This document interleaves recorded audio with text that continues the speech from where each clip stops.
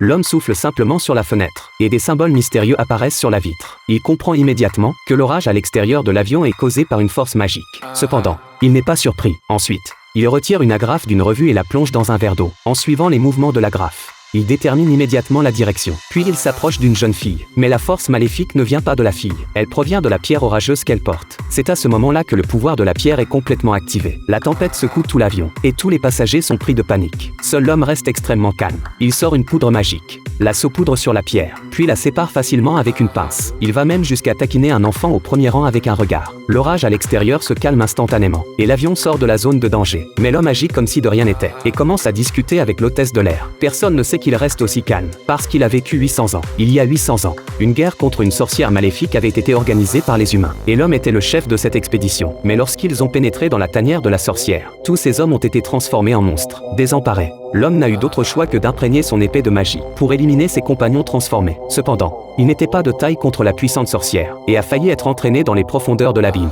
Heureusement, à la dernière seconde, il a allumé l'huile sainte répandue sur le sol, profitant de l'incendie dans la tanière. Il a réussi à attaquer la sorcière par surprise, mais à sa mort, la sorcière l'a maudit, le condamnant à l'immortalité et à une vie de solitude. Depuis lors, l'homme est devenu un chasseur de sorcières solitaire, menant cette existence pendant 800 ans. Seules des générations de majordomes l'ont accompagné, et aujourd'hui marque le jour de la retraite du majordome qui a servi le plus longtemps. Pour la première fois, cet homme qui évite toute émotion offre son stylo à son fidèle majordome, mais cela lui apporte un désastre inattendu. Le lendemain, l'homme apprend la mort de son majordome. Pour enquêter sur la cause de cette mort, l'homme, accompagné de son nouveau majordome, se rend chez le défunt. Malgré une enquête approfondie, il ne trouve rien, jusqu'à ce qu'il remarque des mouches sur le sol en quittant la maison. Immédiatement, il devient méfiant. Comment des mouches peuvent-elles apparaître alors que la fenêtre est restée fermée? Et surtout, il y en a 3. En parlant, il saupoudre de la poudre magique sur le sol, et, en une seconde, un cercle magique apparaît.